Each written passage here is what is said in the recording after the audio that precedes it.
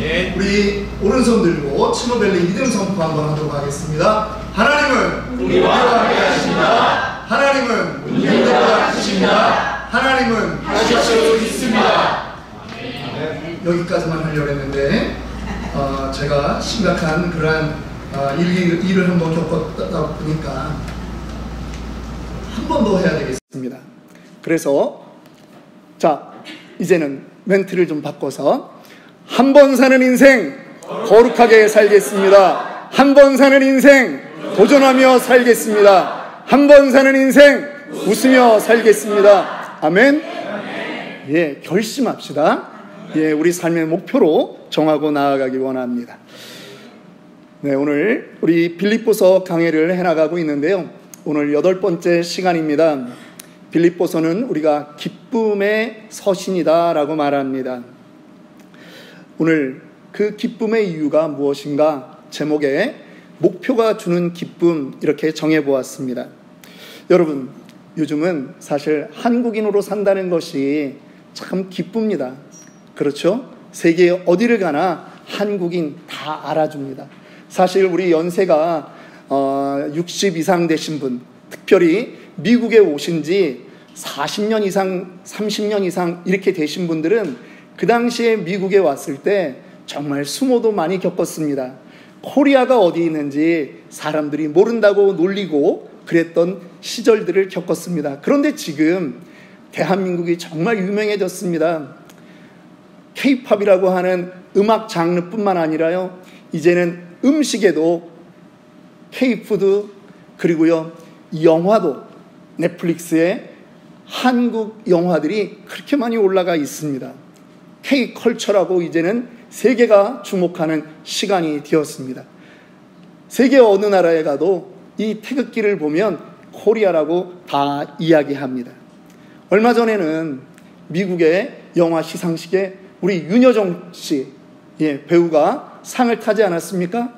또 오징어 게임이라고 하는 그 이정재라든가 그런 배우들이 상을 탔습니다. 무궁화 꽃이 피었습니다. 저희가 어릴 때 우리 동네에서 들리던 말을 이제는 전 세계인이 듣고 있다라고 하는 것입니다. 예전에는 한국 드라마가, 한국의 쇼프로가 일본이나 미국의 다른 나라 것들을 카피했다면 여러분 그거 아십니까? 요즘은 다른 나라들이 대한민국의 프로그램을 카피해가고 있습니다. 아시아권에서 대단히 유행하고 있는 하나의 카피가 있고 그 프로그램이 대한민국 건데요. 그게 뭐냐 하면 바로 런닝맨이라고 하는 것입니다. 유재석 씨와 여러 명이 등장해가지고 게임을 하는 것입니다. 그런데요, 중국에서는 이거를 런닝맨, 달려가는 오빠 이래가지고 파워풀 꺼 이래가지고 뭐 이렇게 외국어가 들려도 별로 반응이 없어요. 다들 아시는 것처럼. 그런데 이것이 지금 이제 중국과 동남아에 전부 다 흘러가고 있는 거예요. 저는 오늘 이 런닝맨이라고 하는 이 단어에 좀 주목하려고 하는 것입니다. 왜냐하면 이 프로그램은요, 미션이 있습니다. 그냥 달리기 하는 게 아니에요. 그래서 그 미션을 완성하기 위해서 달려가는데 그 안에 경쟁이 있고 고난이 있고 배신이 있습니다. 마치 우리 인생살이의 철로 역전과 같지 않습니까? 그리고 마침내 그 미션을 완성했을 때 사람들은 너무나 기뻐하는 것입니다. 이것이 런닝맨의 스토리예요. 런닝맨의 그 전반적인 내용들이 사실은 우리의 이야기입니다. 인생이 그렇습니다. 인생을 살아가는데 미션 없는 인생이 없습니다. 여러분, 어린아이는 어린아이의 미션이 있고 나이 드신 분들은 나이 드신 분들 나름의 하나님이 주신 미션이 있다라고 하는 거예요. 우리 교회에 가장 어린아이가 있습니다. 이제 100일을 갓 지났어요. 로운이, 이로운 얘의 미션은 뭔지 아십니까? 밥담 놓고 똥 잘 싸는 거예요. 여러분, 얘가 자기의 미션을 잘 수행하고 있으면요, 온 교회 모두가 기뻐요. 그런데 밥 잘 먹고 똥 잘 싸는 그 일을 못하면 어떻게 되겠습니까? 목사에게 카톡으로 기도 제목으로 올라오는 거예요. 애들이 조금 더 크면 오늘 우리 교회에 우리 자녀들이 또 이따가 올라와서 다들 성경 구절을 암송할 텐데요. 우리 교회는 정말 대단한 교회입니다. 다 다들 그것들을 진행을 해요. 그런데요, 얘네들이 학교 가면 친구들하고 사이좋게 지내고 선생님 말씀 잘 듣고 열심히 다녀야 돼요. 이제 대학생이 됐습니다. 그러면요, 사회적인 그러한 책무를 감당해야 될 그러한 때가 되는 것입니다. 그런데 문제가 있어요. 무슨 문제냐? 사회에 진출하는 그 나이들이 되면 내가 사회에서 잘 사는 것만 전부인 줄 착각한다는 거죠. 그것을 우리는 지난 시간에 나누었습니다. 스펙 중심의 인생이다라고 하는 것입니다. 사실은 오늘 이 서신서를 쓴 바울이 그랬습니다. 자기가 스펙 중심의 인간이라고 하는 것이었죠. 누구에게도 부끄러울 것이 없습니다. 꿀리는 것이 없었습니다. 그런데 그의 인생에 예수를 만나자 그는 인생이 변했습니다. 스펙 중심의 인생이 아니라 스토리 중심의 인생이 되었어요. 예수 만난 그 스토리 가지고 사는 사람이 되었다라고 하는 것입니다. 이것이 지난주 설교의 내용이었습니다. 여러분, 이제 사도 바울은 우리에게 동일하게 도전하는 것이 있습니다. 목표 있는 인생을 살자라고 하는 것이죠. 예수 안에 살자, 예수님의 기쁨 되는 인생으로 살자라고 하는 것입니다. 조금 전에 우리는 함께 구호를 외쳤습니다. 한 번 사는 인생입니다. 여기에 계신 그 어떤 분도 이 시간을 연습으로 한번 살아보고 그 다음에 나는 두 번째 인생을 잘 살 거야 라고 하는 분은 없다라고 하는 거예요. 그래서 저는 오늘 여러분들에게 부탁하고 싶은 것이 있습니다. 오늘 이 짧은 설교의 시간이지만 여러분들에게 있는 예수 안에 나의 인생의 비전과 사명은 무엇인지 다시 한번 되돌아보는 그러한 시간이 되기를 원합니다. 결정하셔야 됩니다. 목표가 없습니까? 이제 목표를 정하실 때가 된 것입니다. 오늘 우리가 읽었던 첫 번째 본문에서 사도 바울 그 인생의 목표를 우리는 알게 됩니다. 10절과 11절 한번 같이 읽겠습니다. 내가 그리스도와 그 부활의 권능과 그 고난에 참여함을 알고자 하여 그의 죽으심을 본받아 어떻게 해서든지 죽은 자 가운데서 부활에 이르러 하노니. 여러분, 사도 바울은 목표가 있었습니다. 사도 바울의 목표는 예수와 함께 되는 거예요. 참여한다라고 말하죠. 부활의 권능뿐만 아니라 고난에도 참여하는 것. 그래서 그 예수의 죽으심을 본받고 살고자 하는 것이 사도 바울의 목적이었습니다. 목표였습니다. 사도 바울은 그렇기 때문에 고난도 마다하지 않아요. 예수님이 가셨던 그 모든 길에 사도 바울은 나도 가고 싶습니다라고 하는 것이 그의 목표였기 때문입니다. 사도 바울은 이어서 말합니다. 12절입니다. 내가 이미 얻었다 함도 아니요 온전히 이루었다 함도 아니라 오직 내가 그리스도 예수께 잡힌 바 된 그것을 잡으려고 달려가노라. 제자들 입장에서는요, 사도 바울은 너무나 높은 사람입니다. 경지에 다다른 사람같이 보인다라고 하는 거예요. 아, 우리 사도 바울 선생님은 이미 그 예수와 함께 있는 그 감격을 얻은 분 아닐까? 아, 저분의 삶을 보니까 온전히 이룬 그런 분 아닐까라고 사람들은 생각할 수 있습니다. 그런데 사도 바울이 고백하는 겁니다. 나는 아직 아니다. 나는 아직 아니다. 예수님 따라가기에 나는 아직 멀었다라고 하는 것입니다. 온전히 이룬 것 없지만 나는 이제 그분과 닮아가기 위해서 나는 예수께 잡힌 바 된 그것을 잡으려고 이제 달려가는 인생이다 말합니다. 여러분, 시적으로 표현할 때 나는 묵묵히 걸어가겠습니다 이렇게 표현해도 될 텐데 사도 바울은요, 나는 달려간다라고 말합니다. 그는 자기의 인생이 너무 짧다라고 하는 걸 알았어요. 긴 것 같은 인생인 줄 알고 살았는데 너무나 짧은 거예요. 걸어간다라고 말하기에는 너무나 급한 거예요. 마음이. 나는 지금 달려간다. 다른 것에 눈 돌릴 겨를이 없다라고 하는 말이죠. 저는 오늘 이 12절 본문 가운데서 저의 눈에 띄는 구절이 있습니다. 바로 오직 내가 그리스도 예수께 잡힌 바라고 하는 그 단어에 좀 집중하려고 하는 것입니다. 여러분, 사도 바울은 예수 그리스도를 만나자 자기 스스로를 나는 예수 그리스도에게 붙잡혔다라고 표현합니다. 여러분, 이 표현이 저는 사도 바울만의 표현이 아니라 우리 모두의 표현인 줄 믿습니다. 우리는 모두 예수를 믿고 구원받았습니다. 아멘? 그렇다면 우리 역시 예수에게 붙잡힌 사람이다라고 하는 것입니다.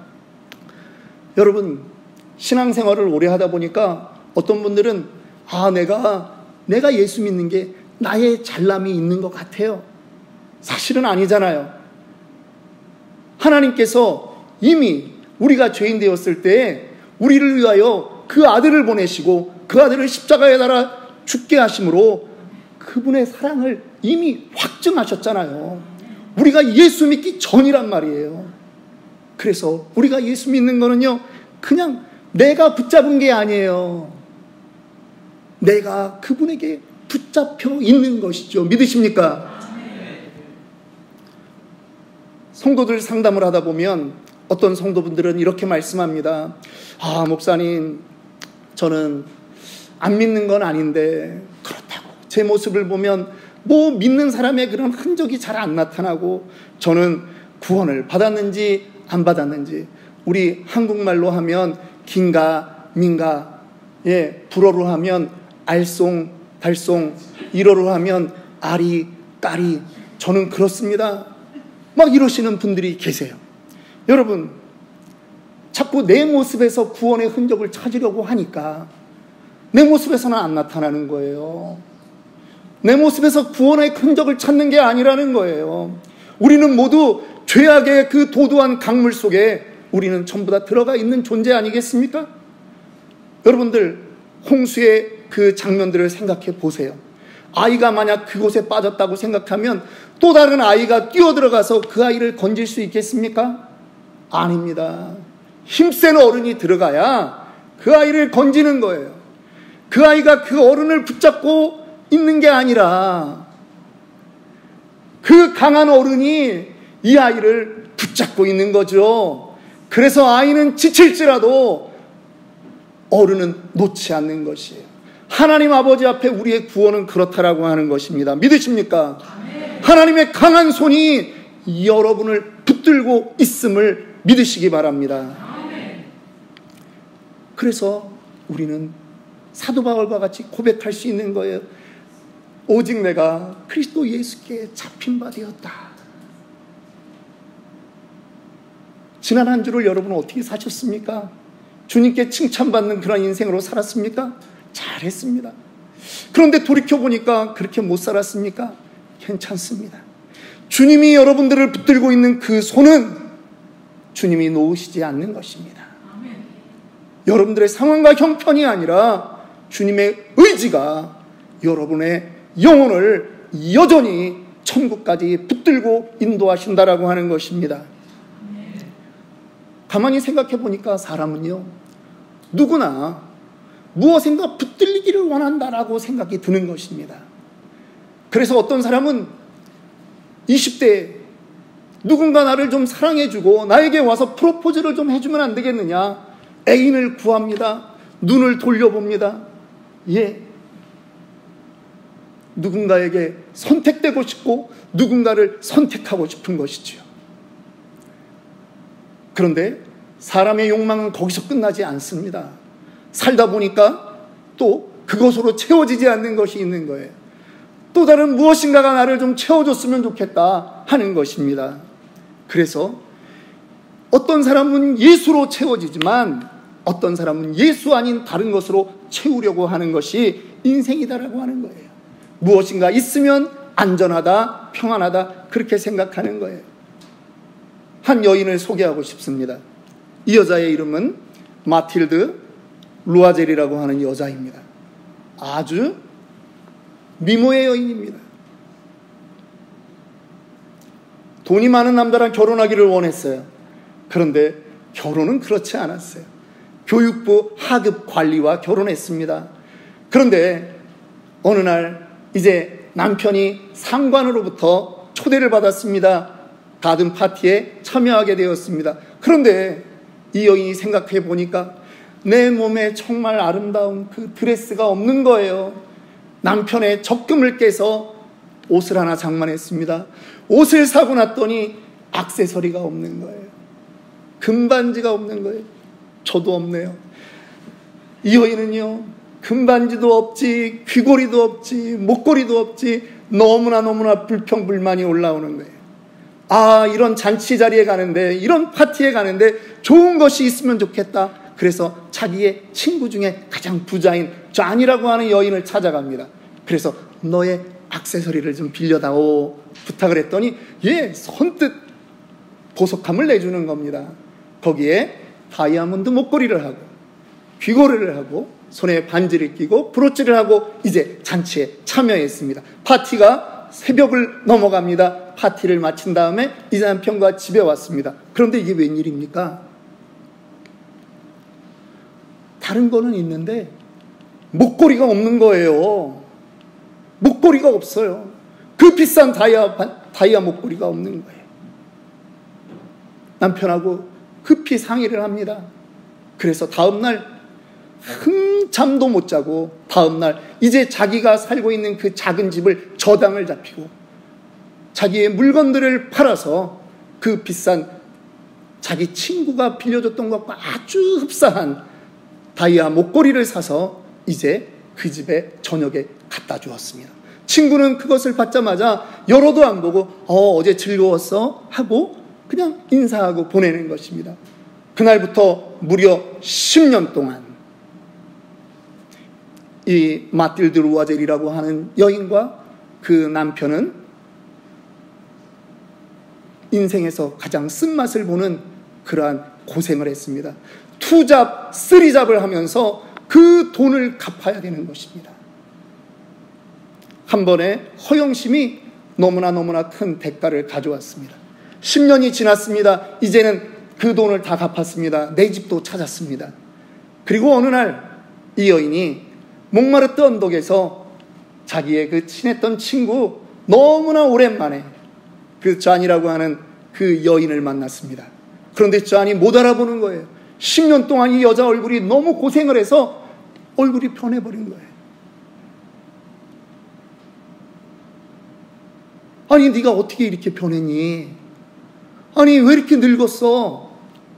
그때 이 여자가 마틸드가 웃으면서 이야기합니다. 야, 너 기억하니? 10년 전에 내가 너의 그 다이아 목걸이 빌렸잖아. 그런데 그날 잃어버렸어. 그래서 그 비싼 목걸이 사실은 그거를 사기 위해서 우리는 집을 저당 잡히고 돈을 빌려서 네 거를 먼저 해결한 다음에 10년 동안 이렇게 고생했다라고 하는 것입니다. 그랬더니 쟈니 뭐라고 합니까? 그거 이미테이션인데 가짜인데 500프랑이면 사는 건데 아니 그랬단 말이야. 1884년 프랑스의 작가 모파상이라고 하는 작가가 쓴 목걸이라고 하는 아주 짧은 단편 소설의 내용입니다. 스펙으로 허용으로 가득 찼던 한 여인의 인생이 처절하게 그렇게 후회로 가는 그러한 이야기의 내용들입니다. 사도 바울의 인생이 사실은 그랬습니다. 그는 스펙만 있으면 이 유대 땅에서 자기는 문제없이 살 줄 알았습니다. 아니 그렇게 살 것으로 확신했습니다. 그런데 예수님을 만났습니다. 그러자 그의 모든 개념이 바뀐 것입니다. 아, 내가 과거에 그렇게 추구했던 것들이 저 배설물 가치밖에 안 되는 거야. 정말 무가치한 것에 나는 시간을 쏟고 있었구나 라고 하는 패러다임 전환이 왔다라고 하는 것이죠. 그는 이제 목표가 생겼습니다. 예수님의 고난, 그 주님의 고난에 내가 동참할 수 있다면 너무나 좋겠습니다. 나는 이제 목표가 있습니다. 표대를 향해 달려가는, 결승점을 향해 달려가는 그 육상 선수들처럼 저는 달려가겠습니다 라고 하는 것이 사도 바울의 고백입니다. 13절 14절 우리 함께 보겠습니다. 형제들아, 나는 아직 내가 잡은 줄로 여기지 아니하고 오직 한 일, 즉 뒤에 있는 것은 잊어버리고 앞에 있는 것을 잡으려고 표대를 향하여 그리스도 예수 안에서 하나님이 위에서 부르신 부름의 상을 위하여 달려가노라. 여러분, 목표 있는 인생은 행복합니다. 어디로 가야 될지 모르는 인생은 불행한 것입니다. 사도 바울은요, 예수를 만나자 이제 자기의 목표가 클리어해졌어요. 결승점을 달려가는 선수처럼 이제 정확한 목표가 있는 것입니다. 여러분, 육상 경기 많이 보셨죠? 결승점을 향해 달려가는 선수들에게는 모두 목표가 있습니다. 그 마지막 결승점을 1등으로 통과만 하면, 우수한 성적으로 통과만 하면 나에게는 무엇이 있다? 부름의 상이 있다라고 하는 것이에요. 사도 바울이 지금 그것을 아는 것입니다. 어떤 분은요, 신앙생활하면서 아니, 신앙생활 예수 믿으면 구원받으면 천국 가면 되는 것이지 무슨 상이 있어, 무슨 상급이 있어, 그렇게 이야기합니다. 아닙니다. 상급이 있습니다. 예수님도 말씀하시는 거예요. 마태복음 5장 11절 12절 말씀입니다. 나로 말미암아 너희를 욕하고 박해하고 거짓으로 너희를 거슬려 모든 악한 말을 할 때에는 너희에게 복이 있나니 기뻐하고 즐거워하라. 하늘에서 너희의 상이 큼이라. 믿으십니까? 예수님이 말씀하셨습니다. 고린도전서 3장 8절 말씀입니다. 심는 자와 물 주는 이는 한 가지나 각각 자기가 일한 대로 자기의 상을 받으리라. 히브리서 11장 6절 믿음장에서도 성경은 말하고 있습니다. 믿음이 없이는 하나님을 기쁘시게 하지 못하나니 하나님께 나아가는 자는 반드시 그가 계신 것과 그가 자기를 찾는 자들에게 무엇? 상 주시는 이심을 믿어야 할지니라. 믿습니까? 상급이 있다는 거예요. 요한계시록 22장 12절도 말합니다. 보라, 내가 속히 오리니 내가 줄 상이 내게 있어 각 사람에게 그가 행한 대로 갚아 주리라. 창세기 15장 1절은 우리에게 이렇게 말합니다. 아브라함아, 두려워하지 말라. 나는 내 방패요 너의 지극히 큰 상급이라. 하나님 자신이 우리 인생의 상급이 되어주시겠다라고 하는 것입니다. 상급이 있습니다. 저는 얼마 전에 여러분들과 이 빌립보서 말씀을 보면서 우리가 두려움과 떨림으로 구원을 이루어야 된다라고 하는 현재 진행형의 그 구원, 성화, 그것에 대해서 말씀을 나눴습니다. 오늘 표대를 향하여 가는 인생은 바로 그 성화를 향해 달려가는 인생, 결국 같은 말이 되는 것입니다. 여러분, 예수를 믿는데 한 번 사는 인생인데 한번 목표를 가지고 도전해 보시지 않겠습니까? 어떤 분은 이렇게 얘기해요. 목사님, 사도 바울 선생님은요 너무나 강한 분이에요. 그분은 죽기로 작정하면 그냥 킥고잉 계속 가. 그냥 죽기 살기로 해요. 저는 그런 사람이 아니에요. 저는 기질이, 성향이 연약해요. 목사님, 작심삼일은 저를 두고 하는 말이에요. 그런 분들이 여기에 한 분, 두 분, 세 분, 몇 분 계시네. 여러분, 괜찮습니다. 상급을 바라보는 인생은 사도 바울만 그렇게 살아야 되는 것이 아니라 예수를 믿는 우리 모두가 그렇게 살아야 되는 줄 믿습니다. 작심삼일이라고 여러분 자기를 빼지 마세요. 3일이 지나면 4일이 옵니다. 4일째 되는 날 다시 결심하십시오. 무너진 나의 그 결심들을, 목표를 다시 보면서 다시 결심하면 되는 것입니다. 예수 그리스도를 기쁘게 해야 되는 이 목표가 있고 없고는 천지 차이입니다. 이 목표가 있어도 되고 없어도 되고 하는 것이 아니라고 하는 거예요. 목표가 있으면 십자가 편에 서 있는 것이지만 목표가 없으면 십자가의 원수의 자리로 가게끔 되어 있다라고 하는 것을 바울은 말하고 있는 것입니다. 그래서 사도 바울은 17절에 이렇게 말합니다. 너희는 나를 본받으라. 나를 본받으라. 무엇을 본받아야 돼요? 사도 바울이 18절에 계속 말해요. 나는 이런 말을 너희에게 여러 번 말했다. 이제도 나는 눈물을 흘리며 말한다. 제가 목소리를 올리는 것을 여러분 용서하십시오. 사도 바울은 지금 눈물을 흘리면서 말을 하는데 이 자리에 서 있는 목사가 목소리를 안 높여서야 되겠습니까? 목표 없는 인생으로 살아가면 어떻게 되는데? 19절 우리 함께 읽읍시다.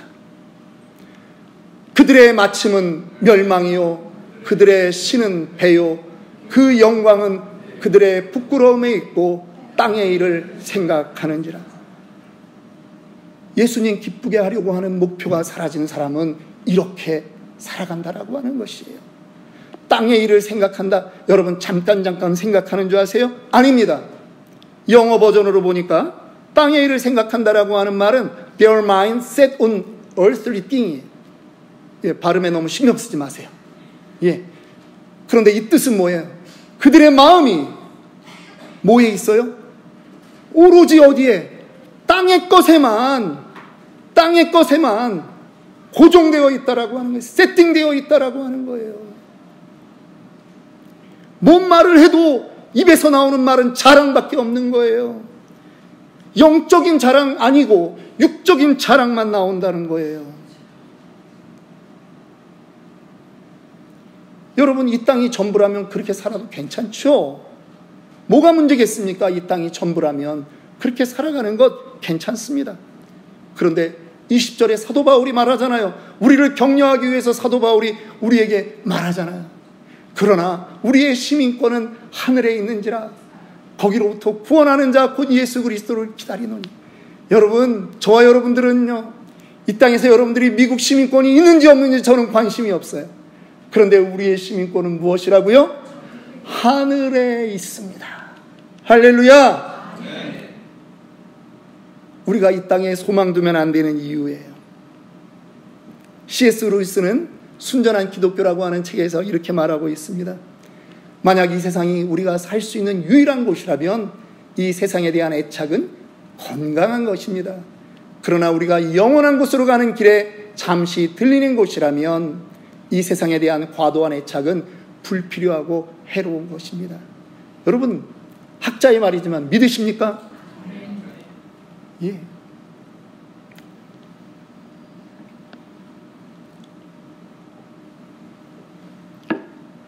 벌써 2주가 되었네요. 지지난주에 주일 예배 잘 드리고 또 오셨던 선교사님과 또 식사도 잘하고 그렇게 집에서 잤는데 다음날 아침에 제가 잠깐 깨서 한 30분 지난 다음에 갑자기 하드어택이 왔습니다. 그래서 정말 죄송스럽게 여러분들께 심려를 많이 끼쳤습니다. 저도 미국에 살면서 여러 가지 경험을 해보는데 정말 안 해도 되는 경험 911 타봤습니다. 응급실에 들어가서 그 시술하기 전에 저는 뭐 수술을 하는 건지 뭐 시술을 하는지 전혀 모르고 아직까지 통증은 사라지지 않고 있는데 잠깐 하나님께 기도하게 되었습니다. 하나님 감사합니다. 하나님 저 지금 죽어도 너무 행복합니다. 여러분 저 진심이에요. 강대상에 있기 때문에 하는 말이 아니에요. 저는 하나님이 지금까지 써주신 것만으로도 저는 얼마나 감사한지 몰라요. 그래서 감사의 기도만 했습니다. 하나님 살려주세요. 그런 기도가 아니라 하나님 정말 감사합니다. 나 이 땅에 있는 동안 정말 행복했습니다. 그렇게 기도를 마쳤습니다. 3일간 중환자실에 이렇게 있는데 갑자기 궁금한 게 생기더라고요. 제가 교회를 여러분들과 함께 개척한 지 이제 7년 차입니다. 목사로 살았습니다. 여러분들에게 매주 설교를 하고 그러한 존재로 살았습니다. 그런데 질문하고 싶은 거예요. 우리 성도들은 과연 나를 어떤 목사로 생각하고 있는가? 우리 성도들은 과연 나에게 무엇을 배웠는가? 무선 마이크 있죠? 그냥 무선 마이크 다 한 번씩 돌려가지고 여러분들께 도대체 조 목사하고 있는 동안 나는 목사님께 무엇을 배웠고 나는 어떻게 살고 있습니다. 그 말을 제가 다 한 번씩 시켜보고 싶더라고요.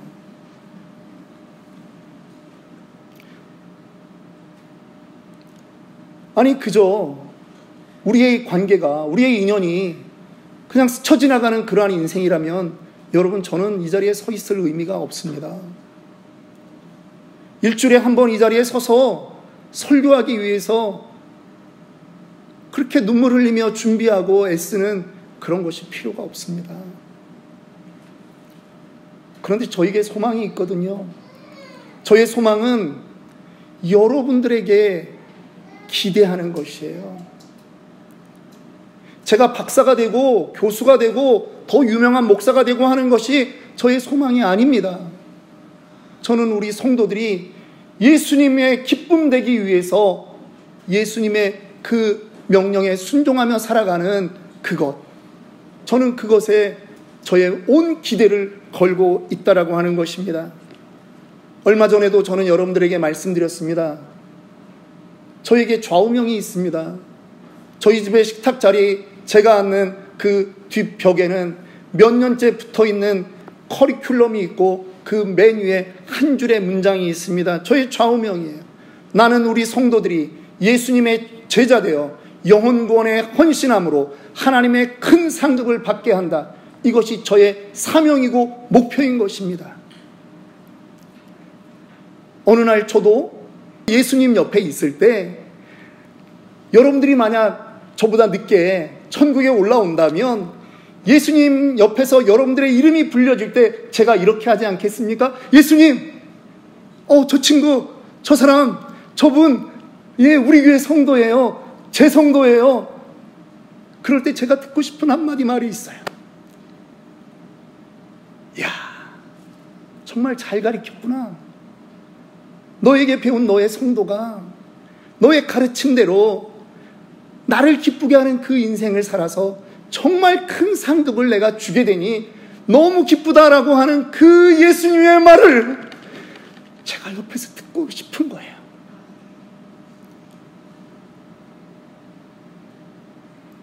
저는 여러분들이 그렇게 살아주시기를 간절히 원합니다. 여러분, 심판은 개인만 당하는 것이 아닙니다. 여러분, 심판은 교회도 심판을 받습니다. 우리는 지난번에 교회론을 우리 식사 후에 배울 때 우리는 마지막 순서로 그 교회들에 대한 예수님의 평가를 우리는 배우지 않았습니까? 교회도 심판받습니다. 우리 치노밸리 아름다운 교회 여러분들이 어떻게 섬겼는지, 우리 교회가 어떻게 잘 나가고 있는지 그것에 대해서 심판받습니다. 그런데 만약에 천국에서 예수님이 마치 라오디게아 교회를 향해서 말하듯이, 야, 치노밸리 아름다운 교회, 이름은 아름답지만 차든지 덥든지 해라, 내가 뱉어내고 싶다, 그런 말을 하면 그 천국에서 저는 숨을 곳을 찾을 것 같습니다. 우리가 들어야 되는 말은 빌라델비아 교회를 향한 그 예수님의 칭찬처럼 계시록 3장 8절에 그렇게 기록되어 있는 것처럼, 볼지어다 내가 네 앞에 열린 문을 두었으되 능히 닫을 사람이 없으리라. 내가 네 행위를 아노니 네가 작은 능력을 가지고도 내 말을 지키며 내 이름을 배반하지 아니하였도다. 너 잘했다.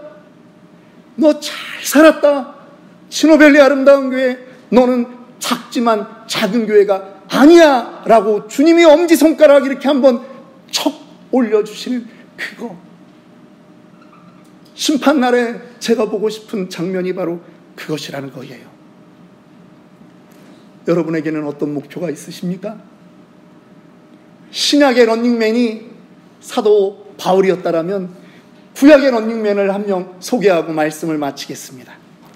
시편 27편 4절, 오늘 제가 헌금기도를 시작하면서 암송했던 말씀입니다. 우리 함께 읽지 않겠습니까? 내가 여호와께 바라는 한 가지 일, 그것을 구하리니 곧 내가 내 평생에 여호와의 집에 살면서 여호와의 아름다움을 바라보며 그의 성전에서 사모하는 그것이라. 다윗은요, 나는 주님의 성전에서 살고 싶어요. 우리말로 바꾸면요, 나는 예수님과 동행하고 싶어요. 예수님의 기쁨 되고 싶어요. 예수님의 칭찬받는 인생 되고 싶어요. 그 말이라는 거예요. 구약의 런닝맨이라는 거예요. 여러분, 이렇게 한번 살아보지 않겠습니까? 말씀을 마칩니다. 우리에게도 버려버려야 되는 그러한 일들이 있지 않겠습니까? 사도 바울처럼 뒤에 일이 있습니다. 과거의 수치, 상처, 실수, 때로는 자랑할 만한 업적, 공로, 성취 있습니다. 그런데 이제는 그걸 버리셔요. 그거를 버리세요. 그리고 이제는 부르심의 상을 쫓아서 여러분 달려나가는 내일의 런닝맨, 천국의 런닝맨 한번 되어보시지 않겠습니까? 그럴 때 우리 마지막으로 우리 하늘에 올라가면 비록 우리는 낮은 몸이지만 예수는 자기 영광의 몸의 형체와 같이 우리를 그렇게 맞아주신다고 21절에 말씀하고 있습니다. 여러분, 어제까지는 괜찮습니다. 왜? 이 설교를 안 들었습니까? 그런데 이제부터는 목표를 정하셔야 됩니다. 예수의 기쁨 되는, 예수님의 기쁨 되는 그런 목표, 그 목표를 가지고 살아가는 저와 여러분들 되기 원합니다. 우리 다 같이 일어납시다.